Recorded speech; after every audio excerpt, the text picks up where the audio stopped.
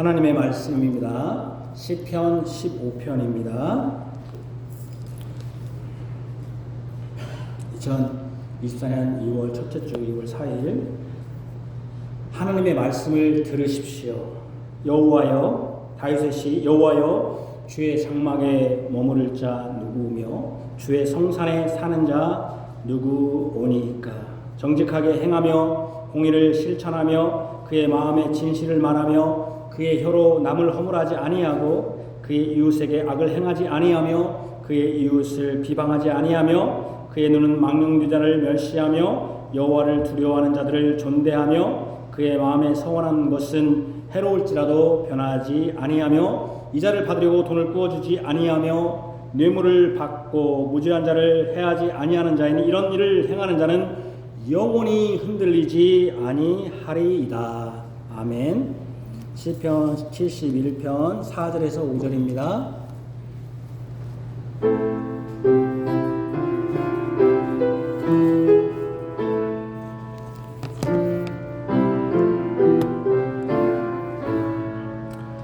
나 주의 붙드신 바 되어 내 어미 배에서 주 취하셨으니 나 주를 항상 찬송하리. 주 나를 취하시니 나 항상 찬송하리. 나 이상한 자 취급돼도 주님은 경고와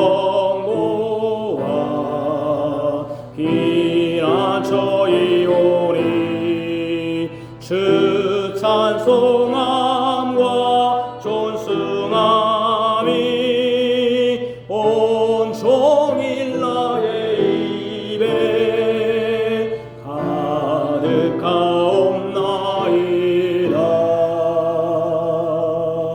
아멘. 카페에 글 설교 본문을 올렸습니다. 제가 컴퓨터 여기 인터넷 하는 것은 카페 보라는 것이 다른 의미로 하라는 의미가 아니에요. 여러분들이 몰래 여러분들이 인터넷 또 다른 정도로 사용할 수는 있겠으나 그것은 하나님 앞에 합당하지 않은 것입니다. 하나님을 속이는 것입니다.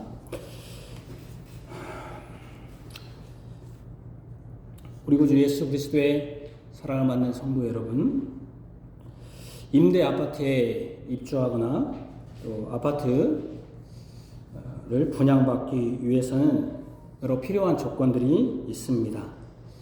청년이나 신혼부부 또 생활 배려자가 우선 입주 대상이라든지 또는 청약통장이 있고, 청약통장도 저도 만들어 봤습니다만 여러 또 조건이 있고 생애 최초 또 분양이면 우선 대상입니다. 요즘 같으면 또 다자녀, 요즘은 2명 이상이면 다자녀라고 합니다. 다자녀가 우선 대상입니다. 아파트 입주도 이렇듯 여러 조건이 있고 또 우선 순위가 있습니다.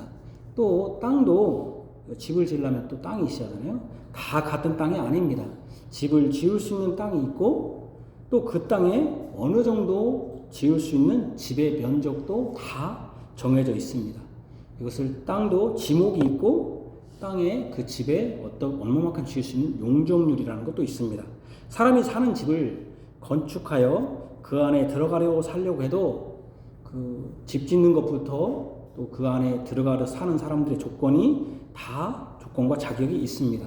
시편 15편은 주의 집에 머물러 살 수 있는 사람의 자격을 말씀합니다.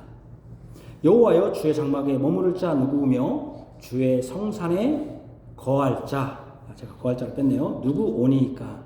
이 시는 다윗이 저자인데 다윗이 여호와의 주의 장막 또는 주의 성산, 장막과 성산이라고 한 것을 볼 때 아직 성전이 없는 때입니다. 다윗이 성전을 진 게 아니라 솔로몬이 성전을 지었죠. 그래서 장막, 이 성막이 있는 곳은 기브온이고 또 성산은 예루살렘, 즉 시온산을 말하는데 왜 이제 이게 성산이냐 하면은 거기에 따로 여호와의 법궤가 있기 때문입니다.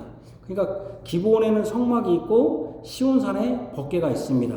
그래서 다윗은 하나님이 계신 장소를 장막과 성산으로 부른 것입니다. 주의 장막에 또 주의 성산에 한 것은 장막은 기브온에 있고 또 성산은 시온산 예루살렘 성에 법궤가 있기 때문에 그래서 그 두 가지를 이렇게 같이 불렀습니다. 그러나 이 시의 문맥으로 볼 때 주의 장막이나 주의 성산은 같은 의미로 봄이 타락합니다. 바로 주님이 거하시는 장소, 주님의 집이라고 해석함이 타당합니다. 그러니까 여호와여 주의 집에 머무르며 사는 자는 누구입니까? 라는 질문입니다. 여호와의 집에 머무를 수 있는 자격이 있는 자는 또 그 집에 머물러 있는 자는 어떤 일을 행해야 됩니까? 그 집에 속해 있는 사람은 어떻게 행해야 됩니까? 라고 하는 것을 묻는 것입니다. 여호와여 주의 집에 살 수 있는 자는 누구입니까? 살 수 있는 자격이 있는 자는 누구고 또 그 집에 사는 사람은 어떤 일을 해야 됩니까? 라고 묻는 것입니다. 여러분들도 오늘 그것을 보십시오. 그러면서 2절과 5절까지는 짧은 시죠. 2절과 5절까지는 그 주님의 집에 살 수 있는 자의 모습, 행태를 기술한 내용입니다. 첫 번째는 정직하게 행하는 자입니다. 정직하게 행하는 자가 살 수 있다. 두 번째는 공의를 실천하는 자, 의로운 일, 공의를 실천하는 자다. 세 번째는 마음이 진실한 자입니다. 마음이 진실, 마음에 어리석은 자는 그 마음에 이르기에 하나님이 없다고 하는 게 아니라 하나님 앞에 진리를 말하는 자. 또 네 번째는 혀로 다른 사람의 허물을 말하지 않는 자. 혀로 다른 사람의 어떤 잘못된 거 그런 것을 말하지 않는 자. 또 다섯 번째는 이웃에게 악을 행하지 않는 자. 악한 일, 또 폭력이라든지 또 여러 가지 악한 일을 행하지 않는 자. 여섯 번째는 이웃을 비방하지 않는 자. 헐뜯고 비방하지 않는 자. 일곱 번째는 그의 눈은 망령된 자. 망령된다는 것은 하나님이 없다든지 하나님을 두려워하지 않는 자를 멸시하는 자. 그러니까 하나님이 없다 그러고 그 망령된 말을, 헛된 말을 하는, 망령되다는 건 영어로 in vain이니까 헛된 말을 하는 사람들, 이런 것을, 그런 사람들은 멸시하는 자. 그러니까 예를 들면 하나님이 없다고 막 그 기독교 우리 교회를 비난하고 하나님이 없다고 하는 사람들은 그냥 같이 떠들고 술 먹으면서 맨 그런 얘기를 하잖아요. 그럼 같이 떠들고 그냥 술 그냥 분위기에 맞춰서 해야 된다 해가지고 우리 기독교인들이. 그래서 제가 술자리에 가지 말라는 거예요. 그렇게 하면 그 사람을 멸시해야 돼요. 저 무식한 놈이구나. 멸시하는 자. 그런 사람들이 주의 집에 거주할 수 있다는 거예요. 또 여덟 번째는 여호와 하나님을 반대로 이제 여호와 하나님을 두려워하는 자. 하나님이 계시다. 그렇기 때문에 내가 어떻게 행동해야 될까 하면서 하나님을 항상 의식하고 하나님을 두려워하는 자를 존경하는 것. 그 사람들을 존경하는, 그 사람을 높여주는 거죠. 아, 저 사람은 정말 신실한 자다. 저렇게 하나님을 저렇게 높이는 자를 존중하는 거예요. 그러니까 우리가 지금 이 시대에 가장 존중받는 사람이 돈 있는 사람, 출세한 사람이 아니라 하나님을 높이고 하나님을 두려워하는 자. 그래서 그의 마음에 항상 경건한, 이 경건이라는 뜻이 하나님을 두려워한다는 뜻 아니겠어요? 경건하게 살고자 하는 사람들을 존경하는 자. 그 다음에 아홉 번째는 마음으로 서원한 것. 내가 이걸 해야겠습니다라고 서원이 뭡니까? 약속한 거죠. 하나님께 서원한 것은 그것이 나중에 봤더니 해로울지라도 변하지 않고 지키는 자. 나중에 얼떨결에 또 내가 어떻게 했다가 해도 또 나중에 보니까 해롭더라도 그것을 변하지 않고 신실하게, 이게 신실한 거죠. 충실한 페이스풀이죠. 믿음이죠. 끝까지 지키는 자. 또 열 번째는 이자를 받으려고 꾸어주지 않는 자. 이자를 받으려고.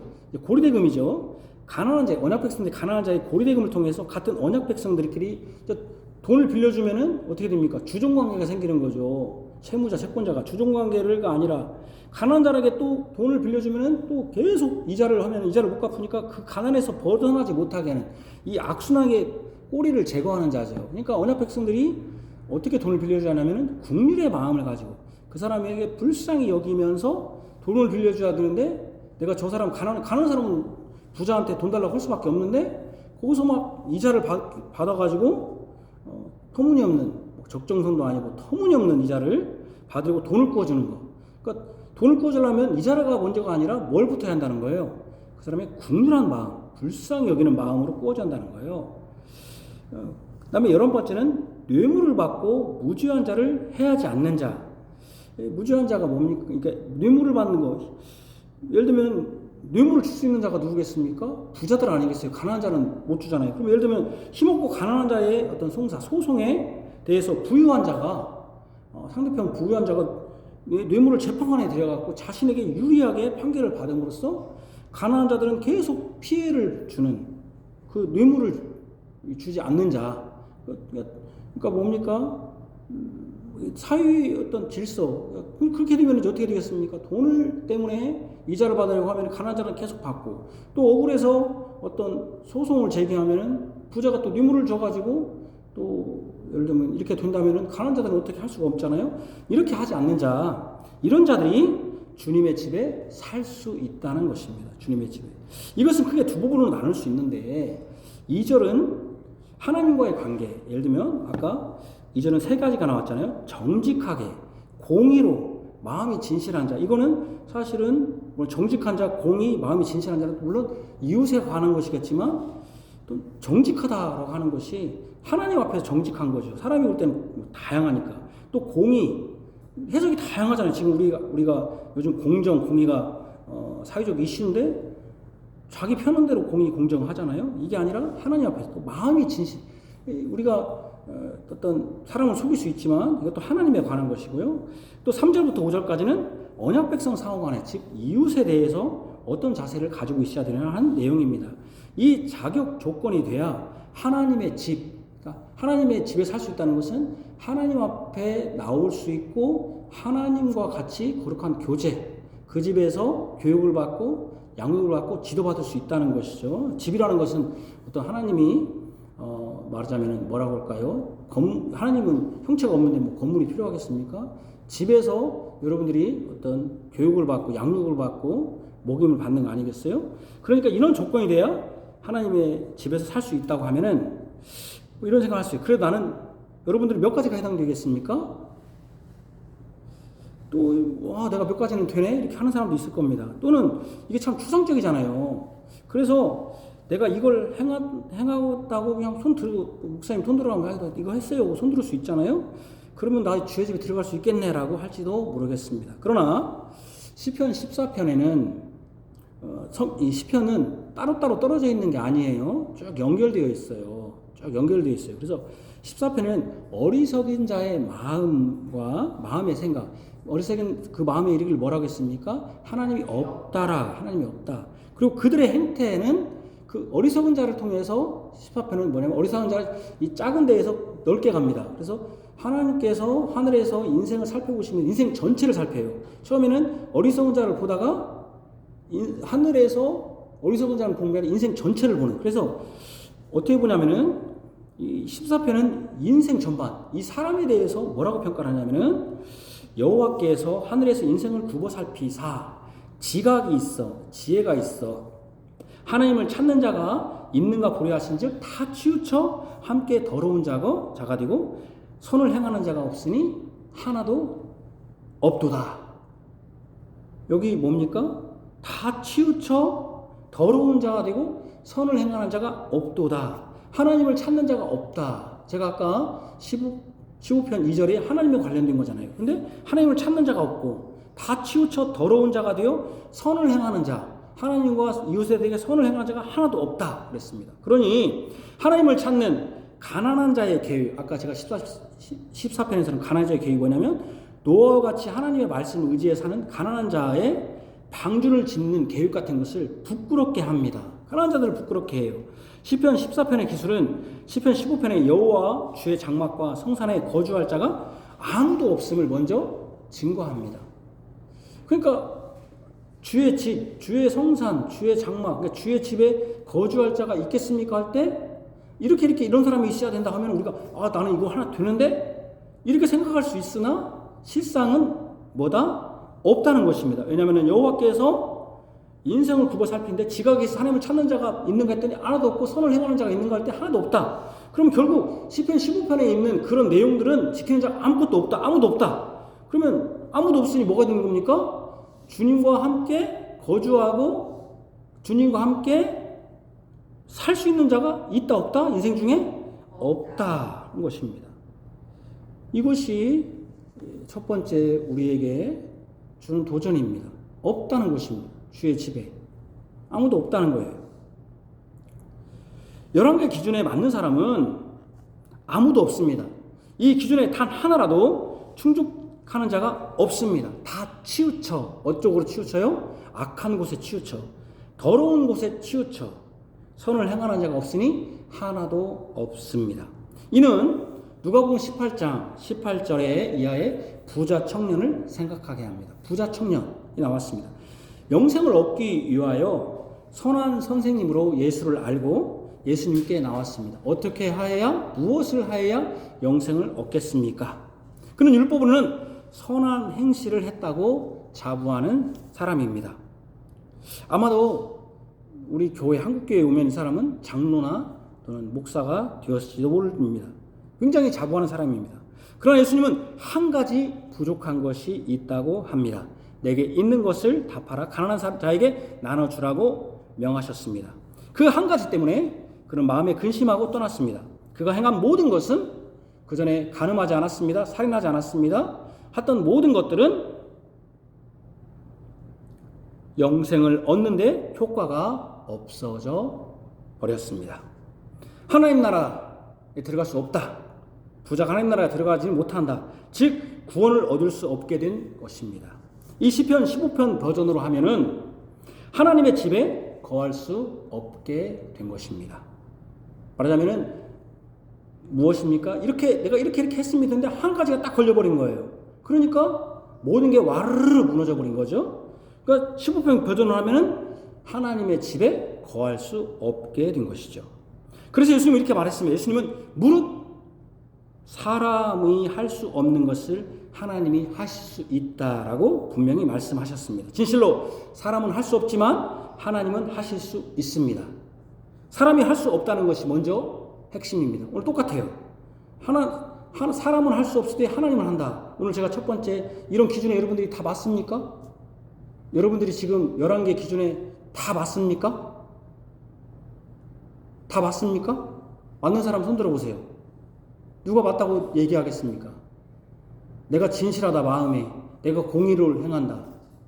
내가 진정으로 하나님을 두려워하는 자를 존대하고 그들이 망령된 자를 멸시하고 내가 이자를 받으려고 꾸어주지 않고 뇌물을 주지 않고 여러분들이 뇌물 안 주잖아요. 그러나 어디 가려고 백 쓰잖아요. 그 백 쓰는 건 뇌물 아니에요? 내가 백 쓰면은 우리나라에서 슬픈 게 그거예요. 저 백이 없는 데가 없잖아요. 우리나라. 뭐 들어가려면 하물며 병원에 가도 응급실에서 그 입원실을 들어가기 위해서 백 쓰잖아요. 그죠? 누가 여기에 다 완전히 맞다고 할 수 있는 사람이 누가 있겠습니까? 그래서 예수님이 말한 것처럼 물은 사람이 할 수 없는 것을 하나님은 할 수 있다라고 부자 청년에게 말했듯이 사람이 할 수 없다는 것이 먼저 핵심입니다. 진실로 사람은 할 수 없고 하나님은 하실 수 있습니다. 영생도 구원도 하나님 나라에 들어가는 것도 다 사람이 할 수 없습니다. 그렇다면은 영생 구원 하나님 나라에 들어가는 것 이건 다 어디에서 무엇의 총체입니까? 바로 하나님의 집에 거하는 사람들이 영생을 얻는 것이고 하나님의 집에 들어가는 것이 들어간 자가 구원을 얻은 것이고 하나님 집에 들어간 자가 하나님 나라에 들어간 것이 똑같기 때문에 주의 집에 거하여 영원한 하나님과 같이 살 수 있는 자격도 결국은 사람으로는 할 수 없습니다. 사람은 다 치우쳐 더러운 자가 되고 선을 행하는 자가 하나도 없기 때문입니다. 우리가 하나님의 집에 거할 수 있는 것 사람으로는 할 수 없습니다. 이것이 먼저입니다. 없습니다. 우리는. 여러분들이 이거 열심히 해가지고 어떤 도달하는 이단들은 요즘 그런데요. 어떤 이단들은 14만 4천을 얘기했더니 14만 4천이 넘어버린 거예요. 넘으니까 이제 어떻게 해야 되지? 넘어버렸어요. 처음에는 막 14만 4천이 안 될 때는 막 우리 14만 4천이 우리다 이 사람만 간다 해갖고 막 했더니 넘어버렸네. 그랬더니 뭐라고 하냐면 경쟁시키는 거예요. 야 여기서 넘으면 20만이면은 여기서 다 가는 게 아니야. 니들이 더 열심히 하는 사람 14,4천만 뽑아. 지들끼리 경쟁시켜요. 우리 무슨 대입시험 마냥. 그런 것입니까? 교회가? 그런 게 아니죠. 사람은 할 수 없는 것이죠. 자기 노력으로 할 수 있는 게 아닙니다. 주의 집에 이 조건에 맞춰서 그리고 또 이 조건이지만 또 이 본문에 보면은 누가 사는 자 누굽니까? 사는 자, 살고 있는 자가 누굽니까? 그러니까 살고 있는 자가 이런 일을 행한다. 여러분들이 지금 만약에 여러분들이 지금 주의 집에 살고 있다. 주의 집에 산다는 것은 구원을 받았고 영생을 받았고 하나님 나라에 들어와 있다고 하는데 이것이 지금 없다면은 여러분들도 우리의 신앙을 의심해야 돼요. 그러나 먼저 하나님 나라에 우리의 힘으로 살 수 없다는 것입니다. 이런 시편 15편의 구조, 즉 어떤 것을 쭉 나열해서 이런 자들이 주의 집에 산다든지 하는 방식은 이미 시편 1편에서 들은 내용입니다. 복 있는 사람은 악인들의 꾀를 따르지 않고 죄인들의 길에 서지 않고 오만한 자의 자리에도 앉지 않습니다. 오직 여호와의 율법을 즐거워하여 그 율법을 주야로 묵상합니다. 시냇가에 심은 나무처럼 계절을 따라 열매를 맺고 잎사귀가 마르지 않고 다 형통합니다. 이것을 읽으면 우리 개개인이 그런 복 있는 자가 되라고 격려하는 듯이 보입니다. 그렇게 노력해야 된다고 설교를 듣습니다. 물론 노력해야 됩니다. 그런데 시편 2편 12절은 여호와께 피하는 모든 사람이 다 복이 있다고 합니다. 시편 3편 8절은 주의 복이라고 해서 복이 주님에게 있음을 드러냅니다. 시편 16편 2절은 내가 여호와께 아뢰되 나는 주는 나의 주님이시오니 주밖에는 나의 복이 없다 해서 주님 자신이 복이라고 말씀합니다. 여러분들이 시편 1편의 설교를 다시 상기하시면 복 있는 자는 그런 일을 행하는 그 사람이기 때문에 그렇게 온전히 행할 수 있는 사람은 바로 우리의 중보자 되시며 여호와의 아드님이신 예수님이라는 말씀을 기억하실 것입니다. 예수님만이 그 복 있는 자의 조건에 가장 합당하고 온전한 분입니다. 여기 시편 15편도 같은 구조입니다. 여호와여 주의 성산, 주의 장막, 주의 집에 누가 거하고 머물 수 있겠습니까? 질문하고 여러 자격을 또는 그 집에 사는 사람은 이렇게 해야 된다는 그런 것을 기술합니다. 그러나 그 자격 조건에 딱 맞는 사람은 인생 중에 없습니다. 자신 스스로는 몇 가지는 해당된다고 할지 몰라도 부자 청년처럼 단 한 가지라도 부족하면 다른 충족된 자격도 소용이 없어집니다. 자, 그러면 주의 집에 거할 수 있는 사람은 누구입니까? 이에 대한 질문에 답하기 위해서 제가 여러분에게 이걸 보지 마시고 저를 보십시오. 주의 집에 거할 수 있는 사람, 여러분 집에 거할 수 있는 사람은 누굽니까? 여러분 집에 거할 수 있는 사람, 가족,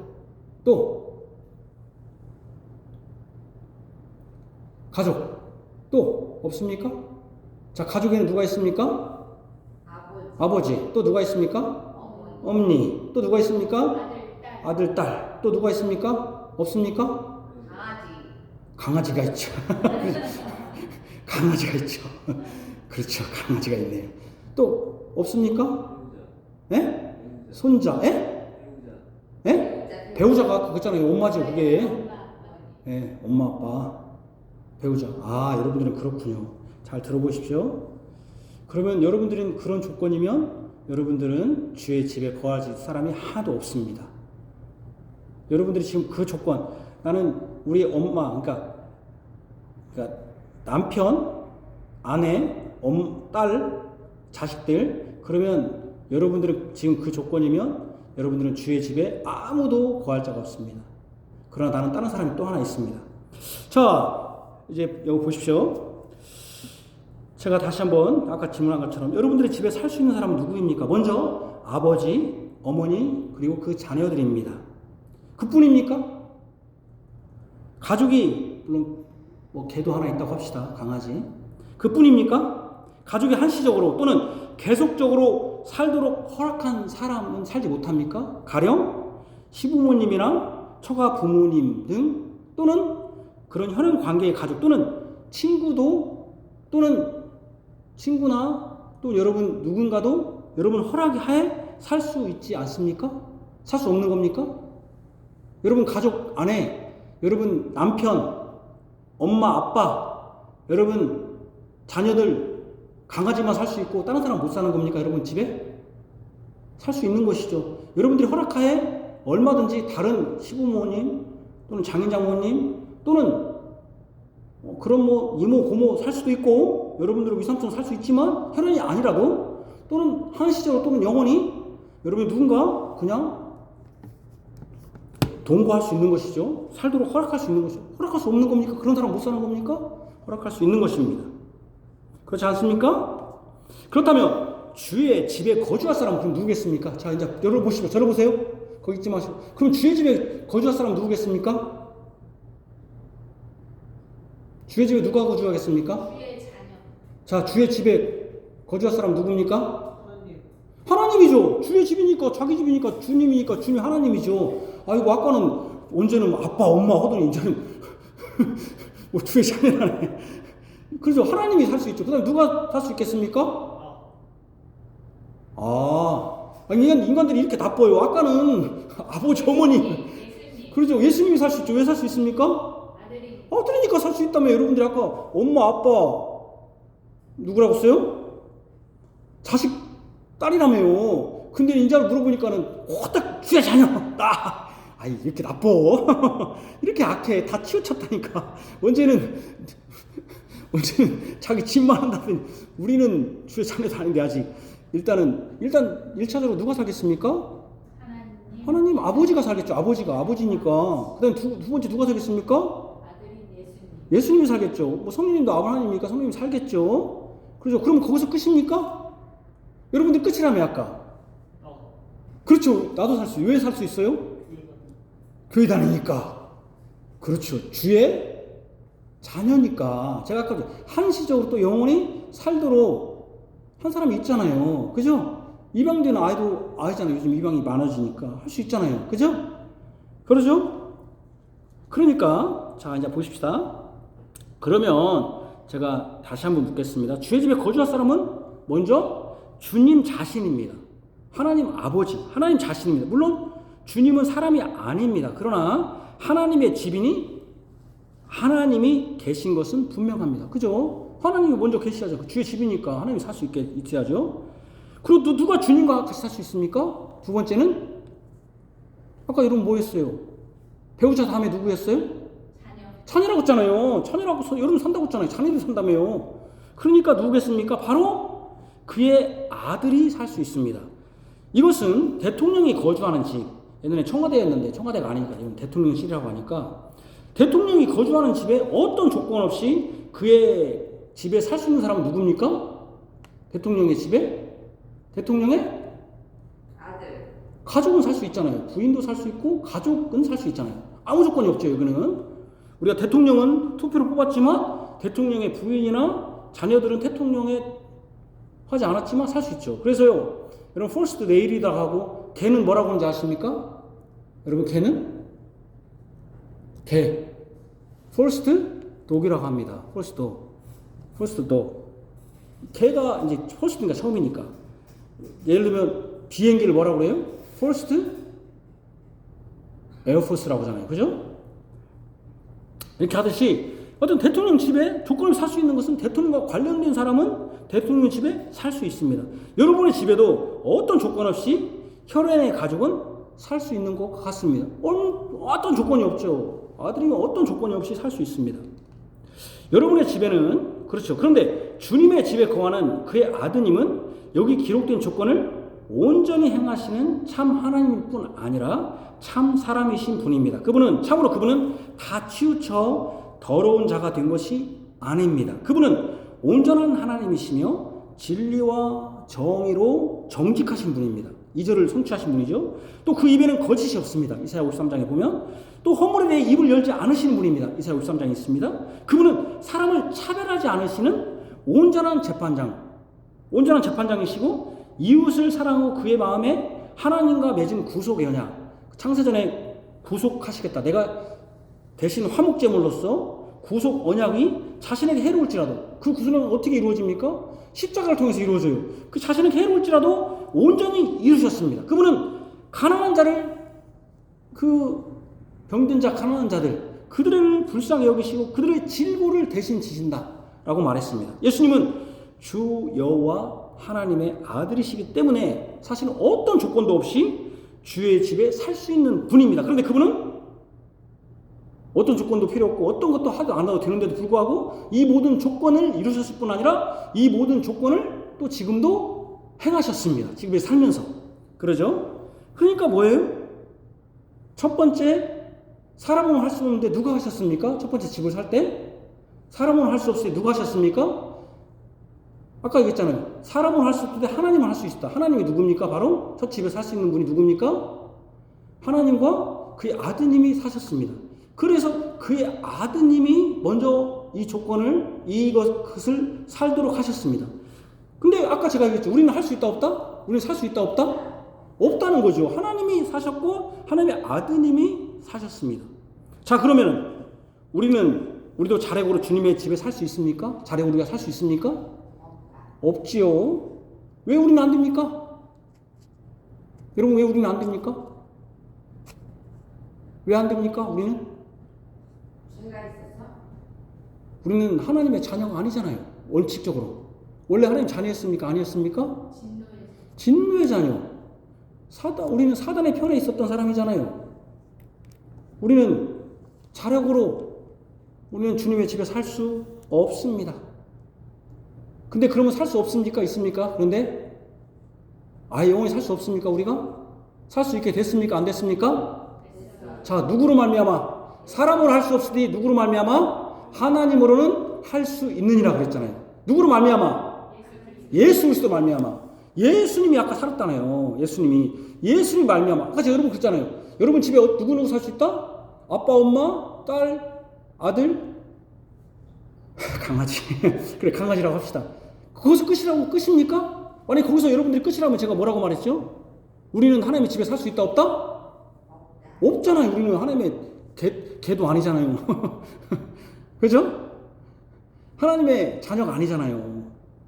근데 제가 살 수 있는 길이 있다고. 어떻게 하면 된다? 그 가족이 한시적으로 또는 영원히 살도록 허락한 사람들이 있다. 그게 여러분들이 시부모, 장인장모 될 수 있고, 또 고모이모, 외삼촌 다 될 수 있고, 또는 아무 혈연관 아니라도 양자로 또 들여둘 수도 있고, 자녀들을, 그죠? 개 같은 게 양자잖아요, 요즘. 사람은 양자를 안 하면서 개를 딸이라고 아들이라고 하잖아요. 또 양자로 사람들 할 수 있고, 또는 그렇지 않고 친구들도 얼마든지, 야, 우리 집에 살아라. 할 수 있는 거잖아요. 그러니까요, 우리로서는 자력으로 하나님께 살 수는 없습니까? 아닙니다. 사람으로는 할 수 없으되 하나님으로는 할 수 있습니다. 이제 제가 두 번째 강조, 하나님은 할 수 있다는 말씀을 전하고자 합니다. 집도 아들은 거주할 수 있죠. 그리고 그 집사람들이 거주하도록 허락한 사람은 그 집에 거주할 수 있습니다. 우리는 원래 시편 15편의 자격에 합당하지 못합니다. 사람의 정의나 정직, 진리는 지역과 상황에 따라 다릅니다. 승리한 자가 정의요, 진리요, 정직이라는 것을 역사가 증거합니다. 겉으로는 이웃의 악을 행하지 않고 남을 허물하지 않는다 할지라 몰라도 그 마음에 무슨 생각을 하는지도 모릅니다. 진정 사람은 선을 행하는 자가 아무도 없습니다. 그래서 예수님이 먼저 하나님의 집에 거주할 수 있는 이유입니다. 왜 제가 예수님을 얘기했습니까? 예수님은 사람이기 때문에 예수님만이 거주할 수 있는 조건입니다. 이것은 우리가 그리스도와 연합되었기 때문에. 왜 우리가 하나님의 집에 살 수 있느냐? 그리스도와 연합되었기 때문에. 여러분, 이 연합이라는 것을 통해서 한 집에 살 수 있는 것을 보여주는 게 뭡니까? 연합했다. 연합을 통해서 한 집에 사는 사람들이 있어요. 그게 누구예요? 부부잖아요. 부부가 연합되었잖아요. 한 몸 되었잖아요. 전혀 다른 사람인데 부부가 연합되었다. 바로 우리가 그리스도의 집에, 하나님의 집에 살 수 있었던 것은 연합해야 돼요. 그리스도 어떻게 연합됐습니까? 우리가? 그리스도와 아까 부부라고 했잖아요. 주님도 우리와 신랑이고 우리가 신부잖아요. 부부잖아요. 연합을 통해서, 여기서 잘 들어보세요. 연합을 통해서 가능한 것입니다. 이 연합은 주님이 주시는 은혜로 되는 것인데, 이 은혜는 오직 예수님을 믿음으로 말미암는 것입니다. 성령님께서 믿음을 선물로 주심으로 예수님이 하신 일, 아까 예수님이 다 하셨다고 했잖아요. 예수님이 하신 일이 내가 한 것으로 나에게 전가된 것을 믿도록 합니다. 예수님이 나를 주님의 집에 거하도록 필요한 자격을 대신해 주신 것입니다. 예수님이 시편 15편에 있는 모든 것을 다 하셨습니다. 이것이 나에게도 전가되었습니다. 이것은 예수님이 하신 일인데 예수님이 중보자로서 하나님과 사람 사이의 중보자로서 대신 하신 일인데 이것이 나의 일이 되었습니다. 내가 한 일이 되었습니다. 예수님을 믿는 자, 즉 그리스도이신 예수님을 믿는 자는 그리스도인이 될 뿐 아니라 하나님의 자녀가 되는 권세를 얻습니다. 같이 읽어볼까요? 요한복음 1장 12절 시작. 영접하는 자, 그 이름을 믿는 자들에게는 하나님의 자녀가 되는 권세를 주신 것입니다. 여기 뭡니까? 영접하는 자, 그 이름을 믿는 자에게는 뭐가 됐다고요? 하나님의 자녀가. 어떤 자녀입니까? 우리는 원래 자녀가 아니라 어떤 자녀입니까? 양자된 자녀. 여러분, 양자 되면 그 집에 살 수 있습니까? 없습니까? 살 수 있습니다. 우리가 하나님의 자녀, 누구로 말미암아? 예수 그리스도로 말미암아, 예수 그리스도를 믿음으로 말미암아, 그리고 예수 그리스도께서 아까 이 시편 19편에 있는 모든 것을 다 이루신 것을 누가 이루신 걸로 간주한다는 거예요? 누가 이루신 걸로? 예수님이 하신 일을 누가 이루신 걸로? 내가는 믿는 자가 그걸 전가되었다고 하는 거죠. 믿는 자가. 그래서 여러분 우리가 어떻게 되었습니까? 주님의 은혜로 하나님의 자녀가 되었습니다. 예수를 믿는 자는 하나님의 자녀, 즉 양자가 되었습니다. 하나님의 자녀가 되었으니 어떤 것이 있습니까? 하나님의 집에 거주할 자격을 얻은 것입니다. 그죠?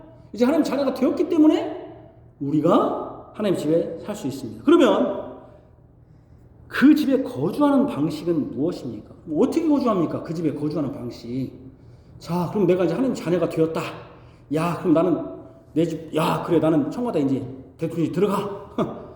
어떤 방식으로 그 집에 거주할 자격을 얻었는가? 거주하는 방식은 무언가? 거주할 자격을 얻은 것은 예수님을 말미암았고 믿음으로 영접했고 주의 성령께서 우리의 믿음을 주심으로 하나님의 자녀가 되어서 거주할 자격, 거주할 조건을 얻었다면 그러면 어떻게 그 처소를 거주하는 방식, 어떻게 우리가 그 집을 마련할 것인가? 어떻게? 이것도 하나님이 하십니다. 예수님이 우리가 거주할 처소를 마련해 주셨습니다.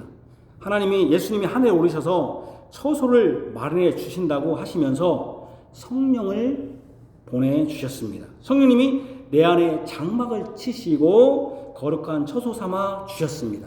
성령님이 계신 사람은 바로 거룩함에 속하게 됩니다. 왜냐하면 성령님은 거룩한 영이시며 그분은 삼위 되시는 하나님이시기 때문입니다.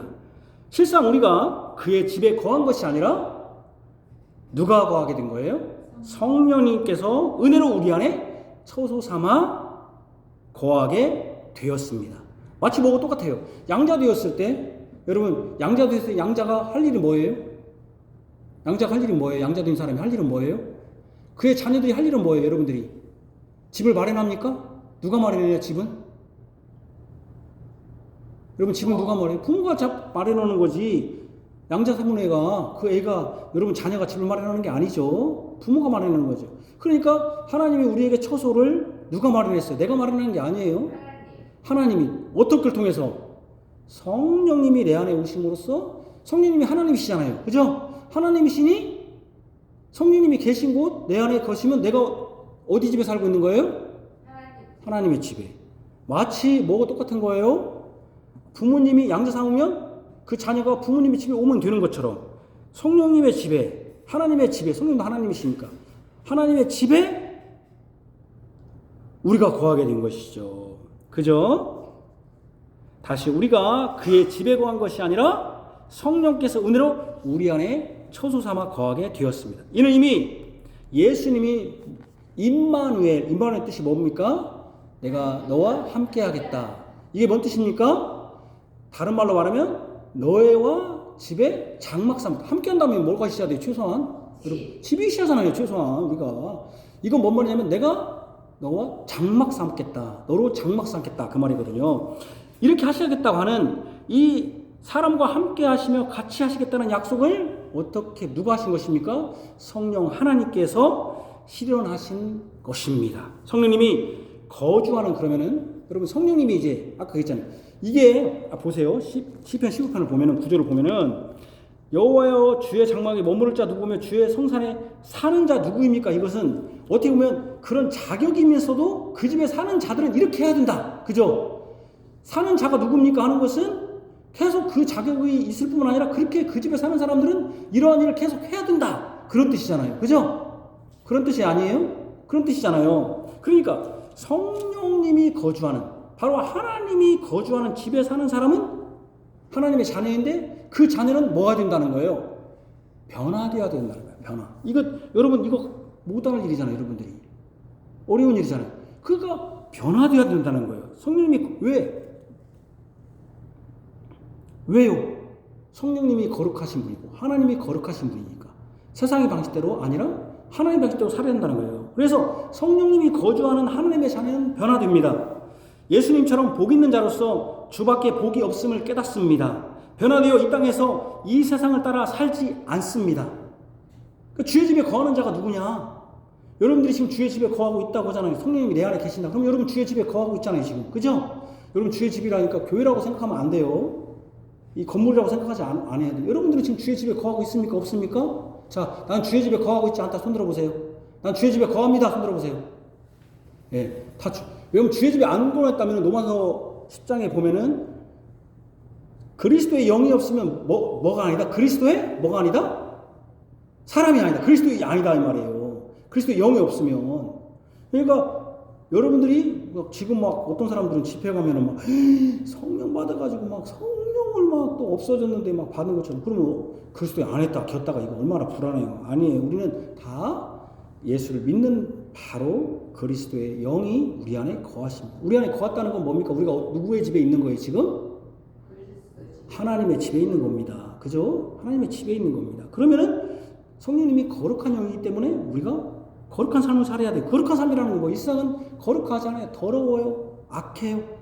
이 세상은 그래서 하나님 나라는 땅에 있는 게 아니라 어디에 있다. 우리는 땅을 바라보지만 뭘 바라봐라? 위의 것을 바라보라고 하잖아요. 그러니까 여러분 변화돼요. 이 땅에서 이 세상을 따라 살지 않습니다. 변화됩니다. 변화돼야 돼요. 이 집에 사는 사람은 반드시 변화돼야 돼요. 그러죠? 여러분 요즘은 제가 이제 아파트 가보니까 참 아파트 구조도 참 좋고 그리고 뭐 큰 집일수록 작은 집일수록 그지만 큰 집일수록 막 그런 넣을 수 있는 그런 공간이 많더라고요. 그래서 물론 이제 아이가 없으니까 그러겠지만은 제 조카 이렇게 가봤더니 막 집도 참 깨끗하고 참 좋아요. 근데 옛날에 옹색하게 살던 집처럼 여러분 새 아파트 갔는데 여러분 그렇게 살면 돼 안 돼요?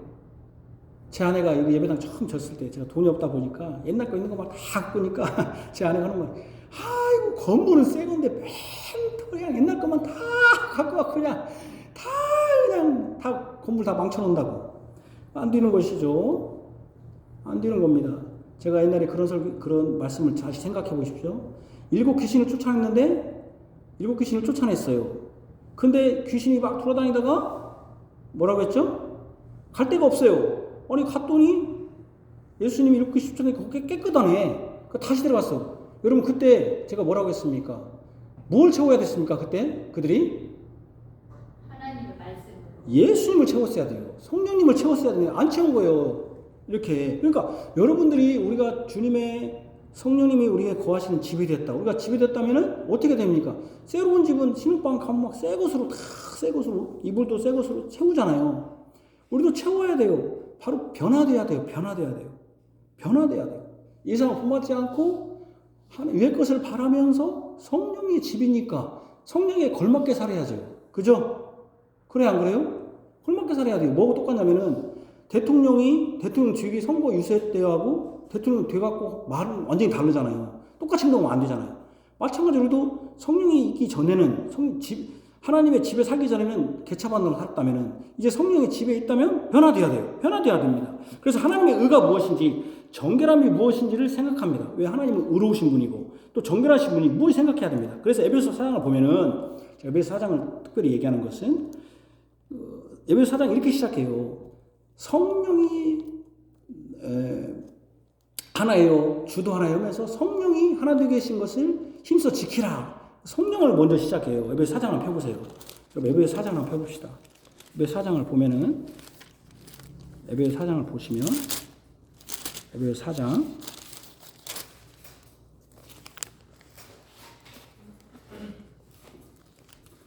1절에 보면 그러므로 주 안에서 갇힌 내가 너희를 권하노니 너희가 부르심을 받은 일에 합당하게 행하여 모든 겸손과 온유로 하고 오래 참음으로 사랑 가운데 서로 용납하고 평안에 매는 줄로 성령이 하나 되어 계신 것을 힘써 지키라. 몸이 하나요 성령도 한 분이시니 이와 같이 너희가 부르심의 한 소망 안에서 부르심을 받았느니라 하면서 성령님이 우리에게 선물로 주시는 내용들을 쭉 이제 나열합니다.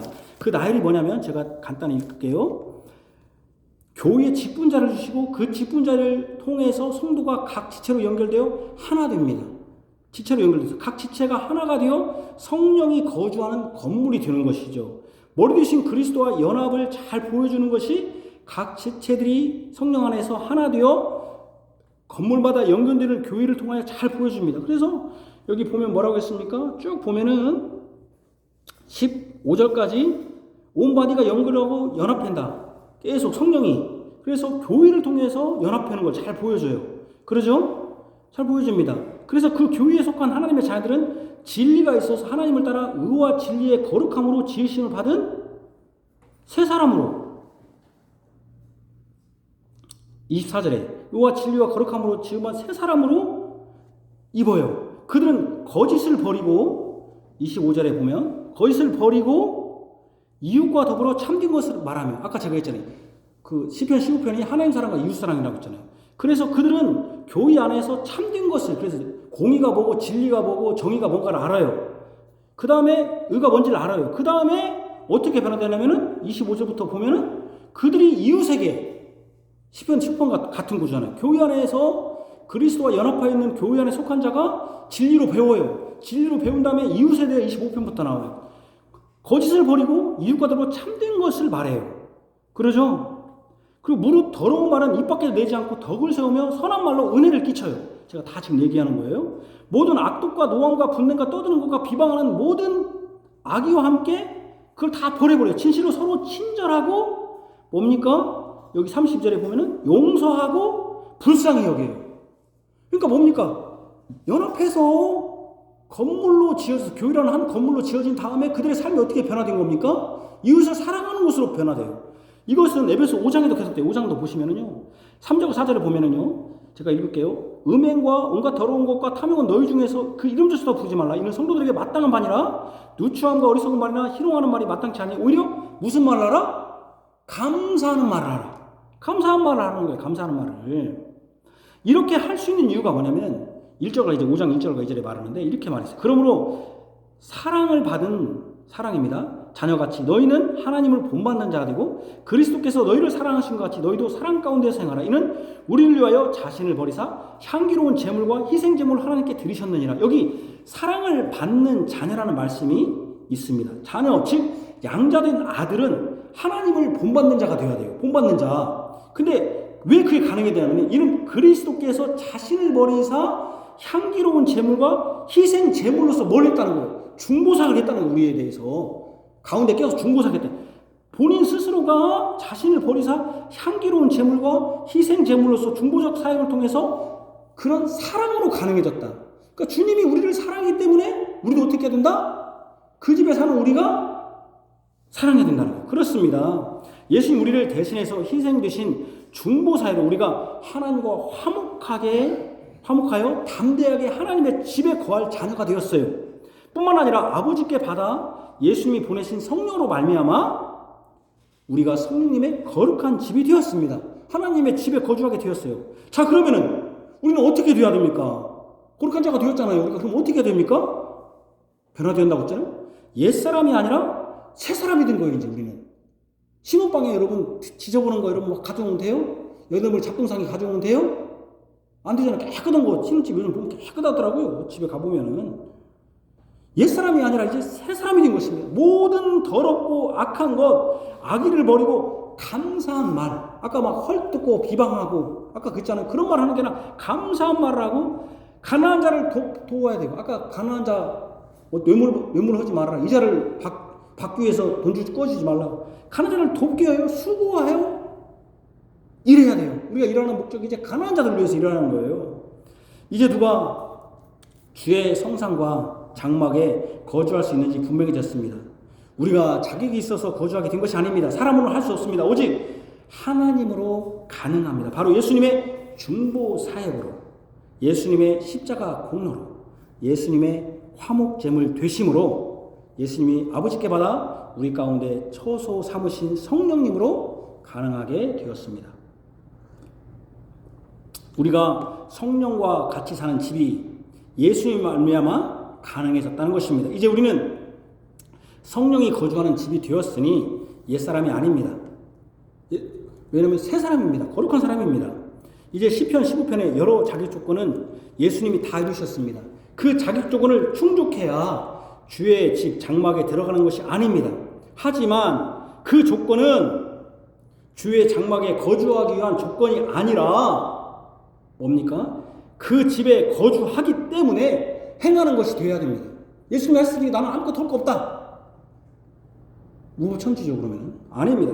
그 집에 들어가는 자기 조건이 아니라 이제 내가 그 집에 들어갔기 때문에 예수님의 중보사역으로 성령님의 은혜로 거주하게 되었기 때문에 이제는 무슨 책임과 의무가 있는 거예요? 내가 그렇게 행해야 된다는 겁니다. 이제 성령님의 거룩해 하심과 예수님의 중보사역의 효력으로 새 사람으로서 행해야 하는 것입니다. 이제 우리는 썩어지고 무너질 땅에 있는 장막집에서 사는 옛사람의 방식으로 살아서는 안 됩니다. 이제 우리는 예수님으로 말미암아 새 사람이 되었습니다. 이제 거룩한 집안에 살게 되었습니다. 하나님의 자녀가 되어 주의 장막에 살게 되었습니다. 그러면 그에 걸맞게 행동해야 합니다. 이제 시편 15편 2절에서 5절은 주님의 집에 살기 위한 조건이 아니라 주님의 집에 살기 때문에 성령님을 의지해서 실천해야 하는 의무가 되었습니다. 그 집에 사는 사람은 당연히 이렇게 행해야 합니다. 이것뿐 아니라 11가지가 아니라 그 이상을 행해야 됩니다. 믿음으로 하나님의 자녀가 되어 그의 집에 거주하게 되었으니 이제 하나님의 자녀답게 행해야 하는 책임과 의무가 있는 것입니다. 하나님의 자녀여서 하나님의 집에 거주하기에 여러분 자녀들은 누구 말을 들어야 돼요? 집에서? 그렇죠. 부모님 말 들어야죠. 그러면 하나님의 집에 거주했으면 그 집의 주인은 누구예요? 아버지는 누구예요? 하나님 아버지 아닙니까? 그러니까 어떻게 해야 됩니까? 자식이 아버지의 성품을 담듯이 다 담잖아요. 부모님의 성품을. 그러니까 자녀가 아버지의 성품을 담듯이 하나님의 성품에 참여한 자로서 그 참여한 자가 뭐예요? 바로 아까 11가지예요. 세상은 그렇게 하지 않아요. 고리대금 받아가고 가난한 사람들 계속 가난하게 만들고 내가 뇌물 줘가지고라도 내가 빠져나가면 되고 공의 진리가 필요 없어요. 나의 이익을 위해서 뭐든지 다 할 수 있는 거고 백스도 다 쓰는 것이고 그럼 우리 그렇게 하면 안 된다는 거예요. 자식이 아버지의 성품을 담듯이 우리가 하나님의 집에 자녀가 됐어요. 우리 아버지가 하나님이니 하나님의 성품에 참여한 자로서 행해야 됩니다. 하나님의 집에서 아버지 하나님의 지도와 교육을 받는 자녀이기에 변화되어 의와 진리와 거룩함을 새 사람으로 행해야 됩니다. 우리는 이런 말을 하죠. 여러분 들어보세요. 자녀교육, 가정교육이 중요해. 아이들이 막 떠들고 막 함부로 뭐라고 그래요? 그 자식을 욕하는 게 뭐라고 그래요? 뭐라고 말해요? 아이 저 부모가 어떻게 교육을 해? 그러면 우리가 하나님의 자녀라고 하면서 여러분들이 개판하게 행동은 뭐라고 말하겠어요?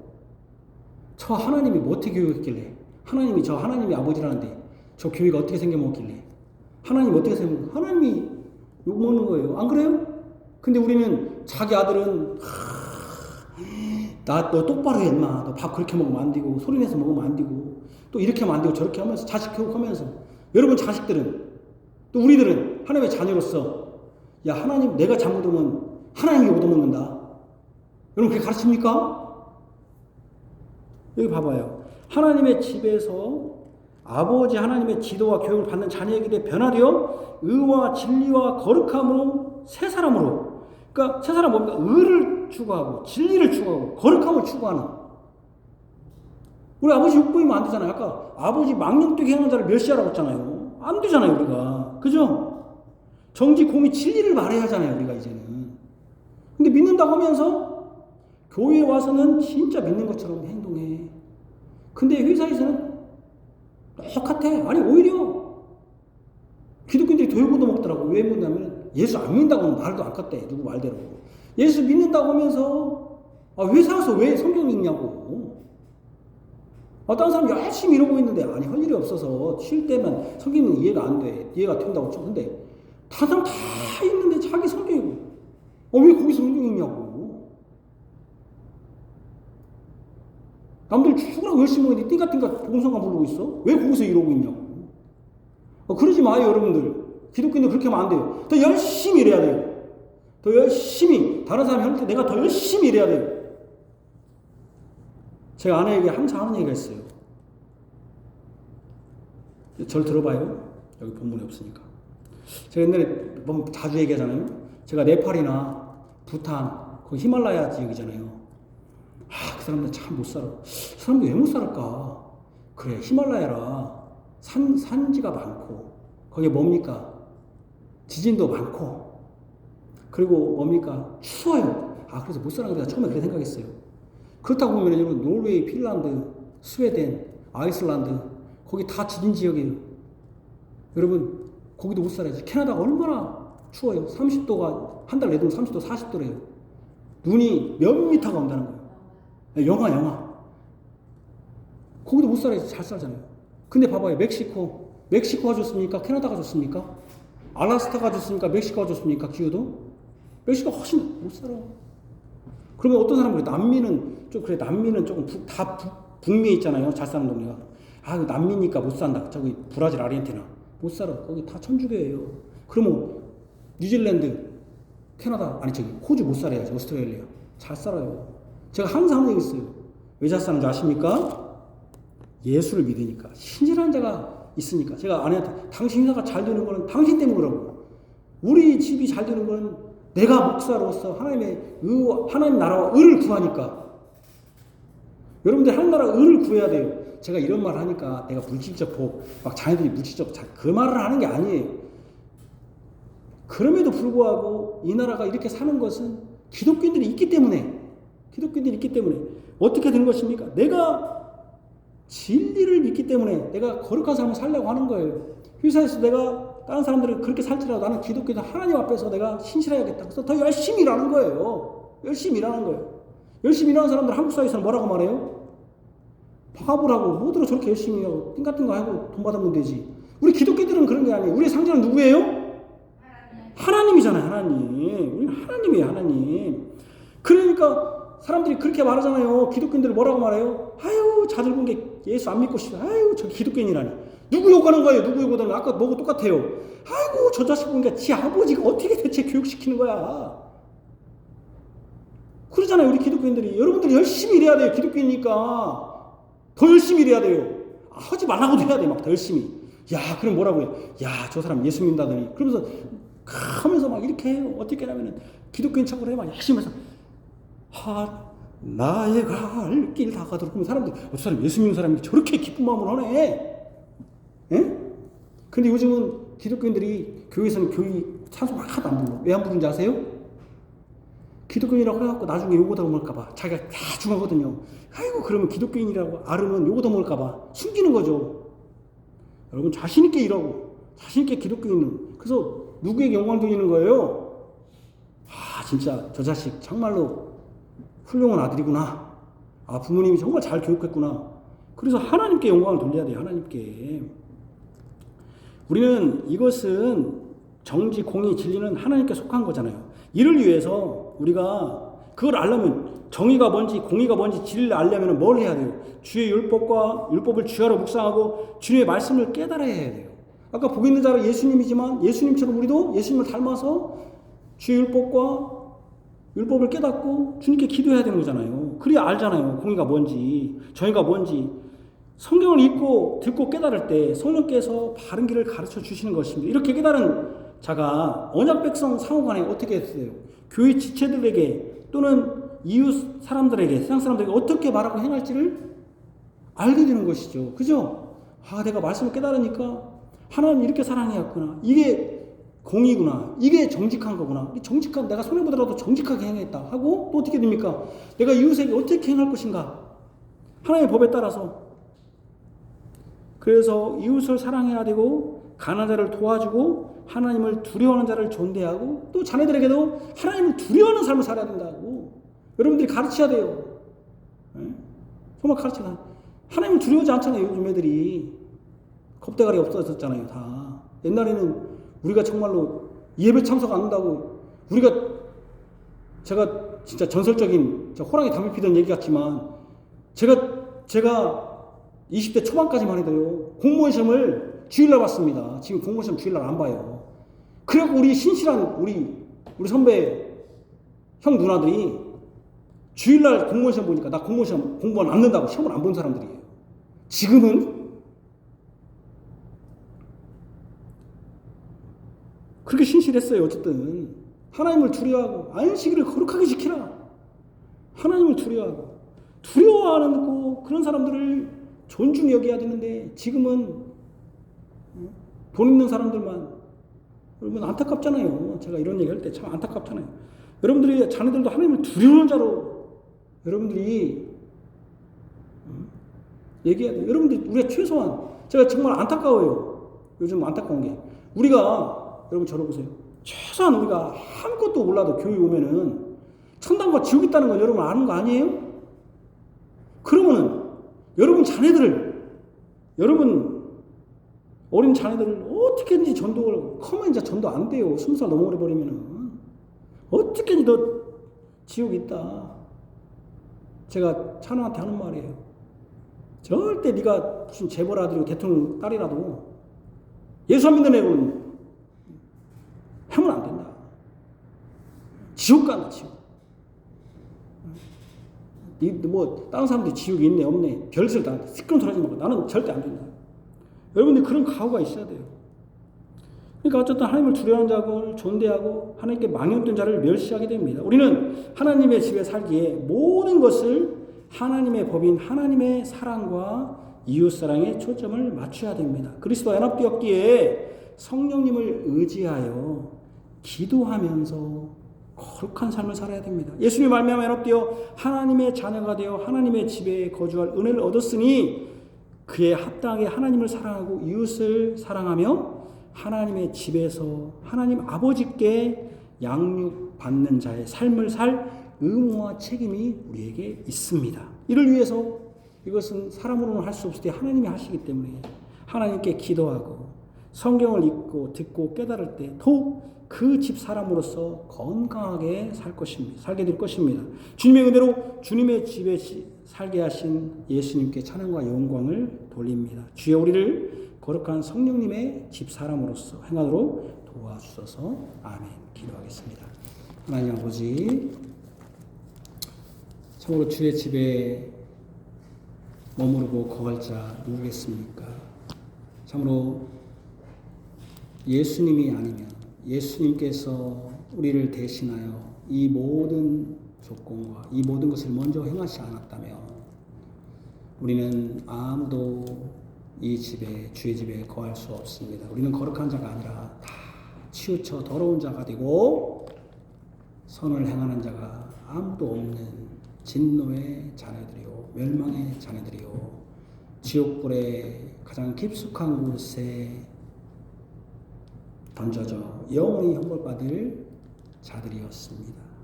예수님이 하나님의 아들로서 그 집에 아무 조건 없이 살 수 있었지만 예수님이 우리를 대신하여 다 화목제물이 되심으로 이 모든 것들을 다 이루셨습니다. 주님이 그것을 내 자신 이룬 것으로 우리가 믿을 때 정가시켜 주셨습니다.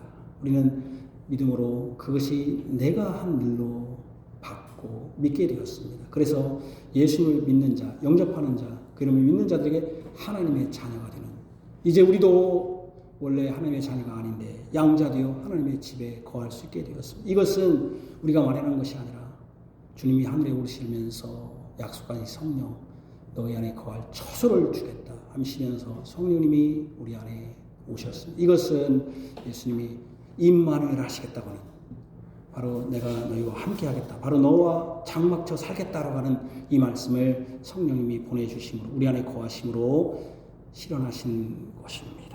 이제 우리는 성령이 거하십니다. 성령님은 거룩한 영이십니다.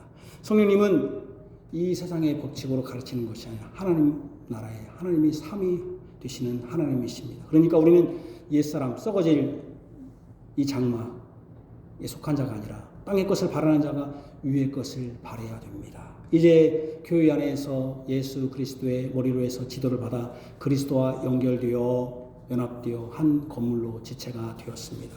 그 교회에 속한 자들은 진리의 말씀을 듣고 깨닫습니다. 진리가 무엇인지, 진리가 공의가 무엇인지를 깨닫습니다. 뿐만 아니라 그들은 이제 서로 용서하며 가난한 자들을 불쌍히 여기며 원망과 불평이 아니라 비방하는 말이 아니라 감사하는 말을 합니다. 변화됩니다. 이와 진리와 거룩함으로 지으시받은 새 사람으로서 변화됩니다. 이제는 이렇게 변화됨으로써 우리가 하나님의 자녀인 것. 그래서 하나님을 욕보이는 것이 아니라 야 진실로 하나님의 교회에 속하니 하나님께 교육을 잘 받은 자구나. 하나님께 영광 돌리기를 자녀가 되는 줄 아옵니다. 이제는 우리는 그 하나님의 집에 살기 위한 조건으로서 이것을 행하지 않습니다. 주님의 은혜로, 주님의 사랑으로, 주님의 중보적 사역으로 주님의 집에 거주하는 자녀가 되었으니 마땅히 아버지 하나님의 양육과 지도를 받는 자로서 마땅히 이것을 행합니다. 하나님 사랑과 이웃을 사랑하는 자를 행합니다. 그러나 이것은 쉽지 않습니다. 그렇기 때문에 우리는 기도합니다. 주께서 힘을 주시기를 위해서 기도합니다. 주의 능력으로, 주의 성령으로 이 일을 감당할 수 있도록 기도합니다. 이 땅에서 손해보기를 원합니다. 우리는 이 땅에서 가난한 자 되기를 원합니다. 우리는 사서 고생하기를 원합니다.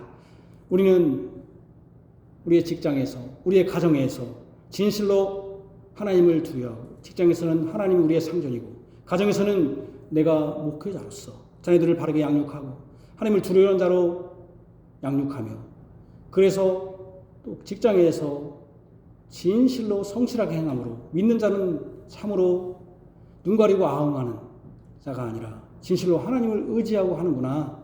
그래서 하나님을 영광 돌리게 하시고, 가정에서는 목회자로서 참으로 나에게 맡겨진 이 자녀들을 바르게 양육하고 주님의 교회 안에서 천국 백성으로 삼고 계속 개혁신앙을 전수하는 자가 되어야 될 줄 압니다. 이런 자들이야말로 하나님의 집에 거할 수 있는 자인 줄 아옵니다. 주님, 우리 모두가 그런 집에 거주한 자로서 합당한 책임과 의무를 다하게 하여 주옵소서. 지혜를 주시고 힘을 주옵소서. 예수님 이름으로 기도합니다. 아멘.